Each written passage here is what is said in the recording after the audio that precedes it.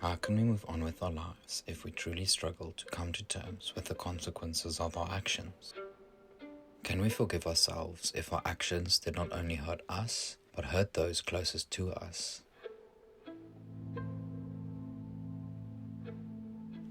In Manchester by the Sea and The Woman in the Window, we see two characters battling with these questions, each undergoing their own journey towards self-forgiveness.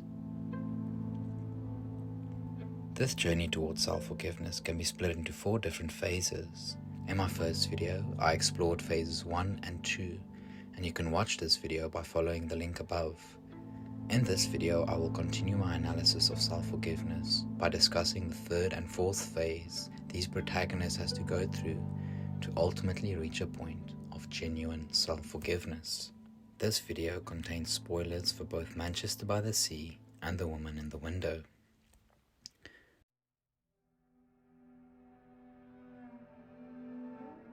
To cope with this new reality, both individuals develop maladaptive behaviors to numb the weight of this new insight into who they are and what they are capable of. They struggle to accept that they live in a world where their loved ones are gone. Anna never leaves her house, and she drinks wine along with her psychiatric medication while watching movies in order to fall asleep at night. She becomes obsessed with the activities of her neighbors, most likely to distract herself from her own internal dialogue, and she becomes obsessed with the well-being of Ethan, the child of her new neighbors, the Russells. The obsession with Ethan is honestly the most intriguing part of the movie for me. Yes, she is a child psychologist, and as such, might have a general sense of care for children, but her relationship with Ethan seems obsessive, and, as Ethan's father points out, unhealthy, rather than purely coming from a place of care. At first, I found this obsession strange, and although Anna is not psychologically sound throughout the movie, I struggled to see why this obsession was so intriguing to me. Only later in the movie do I realize that Anna has a deep desire to redeem her own will. That is, she wants to cleanse her soul, so to speak. She wants to fix the wrong she has done, but does not know how, and in reality, she cannot fix the wrong, because the ones she has wronged are dead. She feels like she failed to protect her own daughter and is projecting those feelings of guilt and shame onto Ethan, where she feels like no child should ever have the fate of her own daughter, and as such, she should step in and call out the injustice done to Ethan. Is a boy in danger in that house? Just help him, please. I don't know how you can live with yourself if you let something happen to a child. In Manchester by the Sea, Lee continues to drink and is clearly an alcoholic. He also disengages in social situations, ensuring that he will never again form a meaningful relationship. He also dissociates from his immediate surroundings and situations. Even with the death of his brother, Lee struggles to express his emotions. He tries to force himself to cry, but cannot, and comes across as harsh and detached. Lee is clearly experiencing a disconnect between his own emotional state and internal world and his surroundings. When confronted with his past, Lee relies on maladaptive and destructive coping mechanisms to help him repress these emotions, as they are just too overwhelming and confrontational. He continues to drink, continues to get into fights, and continues to be socially disengaged. The protagonists rely on these coping mechanisms to deal with their excessive feelings of guilt, shame, and regret. These feelings are merely too overwhelming, and as such, Lee and Anna need to rely on ways to cope with, or maybe more accurately, escape from, these negative affective states. The presence of these coping mechanisms is indicative of Milam's 3rd condition of self-forgiveness being met, namely the attitude condition. For the attitude condition to be met, the offender must be the target of a self-directed negative attitude, like guilt, shame, or regret. This attitude must be a response to a perceived offense, and the perceived quality of will of the offender, evidenced by the offense. Our protagonists come to view themselves as not worthy of forgiveness. After a period of delusional mania, Anna is fully confronted with the death of her family again. She comes to her senses, regains contact with reality, and perhaps even believes that she was being delusional, or at least most of her experiences in the last few days have been delusional. This is clear in her conversation with her therapist, where she openly admits that she has been having dark thoughts, that she has been using her new medication inconsistently and have been mixing its use with alcohol. At this point, we as the audience might view this as some form of positive change or even progress, or at least this is what I thought when I watched the movie for the first time. But things take a slight turn as Anna finally decides that she will commit suicide. She views her own quality of will as not being worthy of living. The way she views herself and the attitude she has toward herself, accompanied by the overwhelming negative affective states, are just too much to bear. She reaches a breaking point. She has come to accept her shadow. She has come to accept herself as the one that has killed her family. She cannot, however, live with herself. She cannot come to forgive herself. Which brings me to discuss the importance of the character of Ethan. Initially, upon watching this movie, I really had to think of why Ethan's character was so impactful for me. The movie definitely took a turn at the end, which I did not expect. I realized that without the presence of Ethan, our character was most likely never going to enter into the fourth psychological phase, not meeting Wilhelm's fourth condition, and ultimately, the movie would not have been a movie about self-forgiveness, but rather about how we are incapable of forgiving ourselves of certain acts. Similarly, Lee has truly given up on himself. He does not believe that he deserves redemption or forgiveness. Even his ex-wife has come to forgive him, but he cannot. His quality of will has been tainted to the extent that redemption is not possible. There's nothing there. That's not true. That's There's not nothing there. I'm true. serious. You don't understand. And in Manchester by the Sea, it is less clear whether Lee has come to forgive himself. It is less clear that he has met Milam's fourth condition. Patrick, Lee's deceased brother's son, does seem to give Lee at least one reason to live, as he now has to act as his guardian. Initially, he is not really sensitive to the fact that this young boy hath just lost his father. He also seems disinterested in Patrick's life and what he does and does not do. As the movie progresses, Lee does, however, start to care more. He starts to take on more of a parental role in Patrick's life and even attempts to provide him with comfort. We as the audience start predicting a scenario where Lee and Patrick form a meaningful bond, where Lee changes, quits drinking, and even moves on. But this is not how it ends. Instead, Patrick is adopted by George, one of Joe's best friends. Lee does improve slightly throughout the movie, but whether he moves on, whether he truly forgives himself, is not clear. An interesting point to add before fully diving into Phase 4 is that the profession of both protagonists, their jobs, directly align with one of the main sources of their guilt and the actions that led to the death of their families. Anna believes she should have been there for her daughter, that she should have been a better mother and of course wife. She cannot come to terms with the fact that she did not protect her own daughter, and yet she is a child psychologist who is someone who acts in the best interests of children. Perhaps this very fact is one of the reasons she cannot move on. Perhaps she feels like she should have known better, and as such, she regards her will to be irredeemable. In the case of Lee, he is a building manager, and his job is to repair things for the residents. He has to unblock toilets, repair leaking showers, replace light bulbs, and so forth.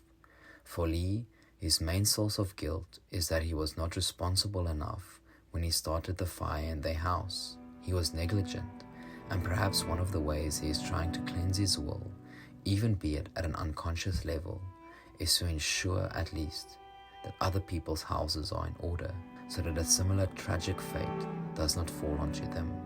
This might be merely coincidental, but I thought it is at least interesting to point out.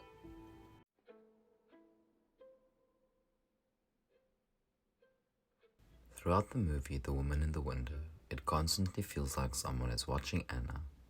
At first, I thought this was merely just the way the director decided to film the movie. But during the movie's climax, we realized that there was in fact someone watching her this whole time, Ethan. We are shown Ethan's true character and realize that he is a truly evil person with no moral conscience. He experiences no remorse for the fact that he intentionally killed his father's former assistant, and no remorse for killing his mother. This lack of remorse strikes Anna. She becomes emotional about the death of a woman she only met once. This contrast between Anna and Ethan is striking. Perhaps she does have some redeeming qualities. At that moment, Anna realizes that she has a conscience, that despite what she has done, maybe there is hope for her, and that at least her quality of will, that is, her moral character, is not as tainted with menace and evil as the will of Ethan. This interaction with Ethan makes her view herself in a different light. This change in the way Anna views herself links with Milan's fourth condition of self-forgiveness, the change condition. Here, the offender must be the target of an improvement in the self-directed negative attitude. This improvement must be a response to perceiving a relevant change in the quality of will behind the initial offense. Ethan's intentional acts of murder are contrasted with her unintentional act of crashing the car that led to her family's death. She experiences, to quote Milam again, a change in the quality of will behind the initial offense. Anna's remorse for the death of Ethan's mother reveals to her her own humanity. Her feelings of guilt, contrasted with Ethan's lack of guilt, serves as proof for Anna that she is still holding on to some form of moral value system. In the case of Lee, it is less clear whether this condition is met. I regard Manchester by the Sea as a much more accurate picture of someone's journey to self-forgiveness. Unlike in The Woman in the Window, Lee and most of us in real life does not have similar types of experiences or events as what happened in The Woman in the Window, where we can relate and compare our own moral acts and internal value system with an external object that represents pure evil. Most people and life itself is more complicated than that. We do not have these exact aha moments where we have this internal realization and where we are then all of a sudden able to move on and forgive ourselves or forgive others. Furthermore, in the case of Anna, after the death of her family, her life comes to a complete standstill. She's able to continue living in her apartment and paying her bills without needing to work or without having any other responsibilities. Or so it seems, at least. In the case of Lee, and for most people after tragedy has struck, life moves on. Lee still needs to work. Lee continues to deal with tragedy, and he must deal with the death of his brother and take care of all of his funeral arrangements while figuring out how he's going to take care of his nephew Patrick. Life does not stand still for him. As such, Manchester by the Sea serves as a much more accurate representation of someone's journey to self-forgiveness than The Woman in the Window.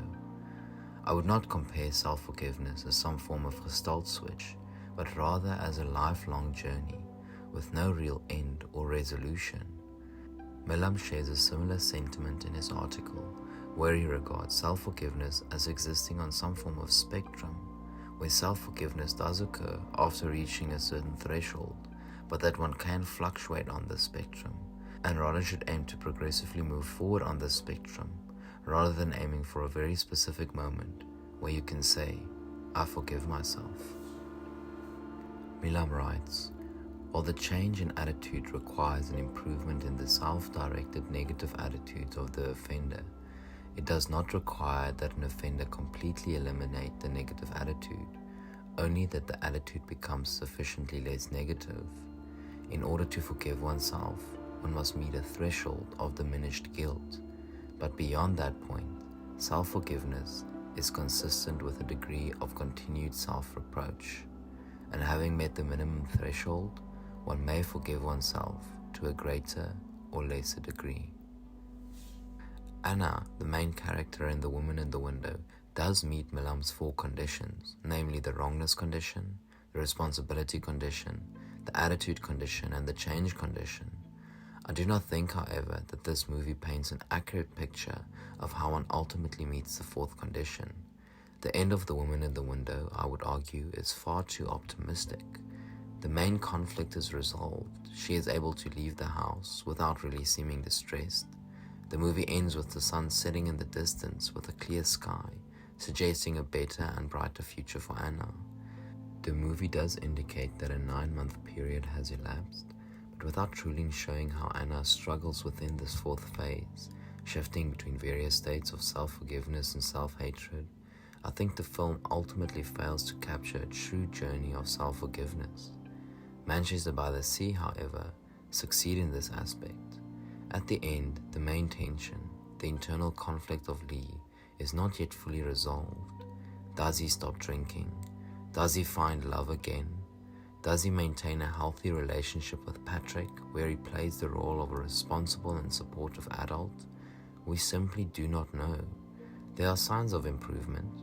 We actually see him smile during the scene where Patrick is showing one of his girlfriends how to drive the boat. And he does, as mentioned earlier, support Patrick emotionally, trying to comfort him, which he did not do in the beginning of the movie. Whether he truly forgives himself, however, is not clear. I can't beat it.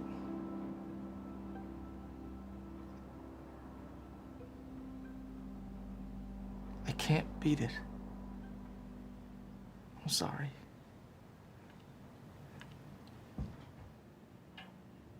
And this portrayal seems to be a more accurate picture of someone ultimately meeting the change condition. It is a process that takes time, perhaps even a lifetime, and is not one single moment or instantaneous. A question we as the audience must ask ourselves is, do these characters deserve forgiveness? This forgiveness does not only entail receiving some form of acceptance and compassion from their loved ones or their community, or even us as the viewer. It is more radical and personal than that. We are faced with the question of whether they deserve to receive some form of self-forgiveness. Ultimately, do they deserve to move on with their lives? Do they deserve a second chance? Should they be able to be happy again? And then in answering this question, we have to turn this question to ourselves in order to answer it as honestly as possible. And the answer, I think, is that we have no choice, or to put it differently, we must at least try not to give up on ourselves. So we come back to the initial question of this video that I explored more in part 1 as well. Can we come to forgive ourselves for some of our biggest mistakes? The answer, we don't really have a choice but to forgive ourselves if we want to move forward and heal. Perhaps this might not be philosophically possible, some might argue, but it seems to me to be psychologically necessary.